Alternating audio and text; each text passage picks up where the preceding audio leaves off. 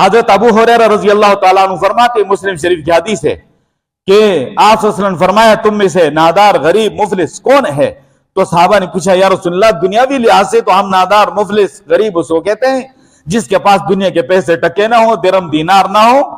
باقی حقیقی نادار اور مفلس کون ہے اللہ اس کے رسول صلی اللہ علیہ وسلم بہتر جانتے ہیں۔ آپ صلی اللہ علیہ وسلم فرمایا میں نے دنیا کے غریب و نادار کی بات نہیں کی ہے، میں نے آخرت کے نادار کی اور مفلس کی بات کی ہے۔ اور سنو، آخرت کے لحاظ سے سب سے زیادہ نادار اور غریب وہ شخص ہوگا جو دنیا میں بہت سارے اعمال کر کے ساتھ لائے گا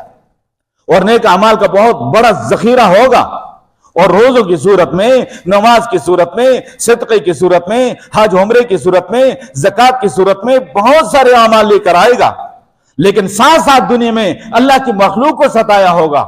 اور لوگوں کے حقوق کو غصب کیا ہوگا اور کسی کو گالی دی ہوگی اور کسی کو ستایا ہوگا اور کسی کا حق دبایا ہوگا اور کسی کی غیبت کی ہوگی اور کسی کی آبرو ریزی کی ہوگی، تو فرمایا کہ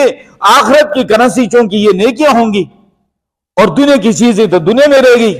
اب یہ آخرت کی کرنسی اس کے پاس وہ بہت زیادہ آ گئی ہے، لیکن ساتھ ساتھ ان لوگوں کے جو حقوق اس نے غصب کیے وہ سارے کے سارے لوگ آ جائیں اور اللہ کے عدل انصاف والی عدالت میں یہ دعوت دائر کریں گے کہ اللہ آج ہمیں انصاف نہ ملا تو کب ملے گا،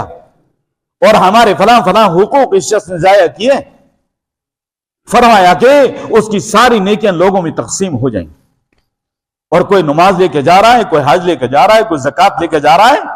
اور کوئی روزہ لے کے جا رہا ہے، کوئی صدقات و خیرات لے کے جا رہا ہے، اس سارے اعمال ختم ہو جائیں گے اور کچھ لوگ پھر بھی کھڑے ہوں گے اور کہیں گے یا اللہ اس کے پاس جو آخرت کی کرنسی نیکیاں تھی وہ ختم ہو گئی اور ہمارا حق تو ابھی رہتا ہے۔ ان کھڑے ہونے والوں میں بہنیں بھی ہوں گی اور بیٹیاں بھی ہوں گی کہ یا اللہ بھائیوں نے ہمیں شرعی وراثت کے مطابق اپنے والد کی جائیداد میں حصہ نہیں دیا، یا اللہ ہمارے والد نے شرعی وراثت کے مطابق ہمیں جو ہے جائیداد میں حصہ نہیں دیا اور ہمیں جہیز کے چند چھیتروں پہ ٹرکا دیا۔ یہ سارے کھڑے ہوں گے، اللہ تبارک و تعالیٰ کی طرف سے حکم ہوگا کہ ان لوگوں کے جو گناہ ہیں وہ اس شخص کے سر پہ ڈال دیے جائیں، اور وہ جو لوگ رہ گئے تھے جن کے حقوق باقی تھے ان کے گناہ اس کے سر پہ ڈال دیے جائیں گے اور فرمایا اس کو جہنم میں ڈال دو۔ یہ حقیقی مفلس اور نادار ہے۔ اس لیے نیکیاں کرنا کمال، اس سے زیادہ کمال یہ ہے کہ ان نیکیوں کی حفاظت کرنے۔ اللہ ہمیں توفیق عطا فرمائے۔ وآخر دعوانا ان الحمدللہ۔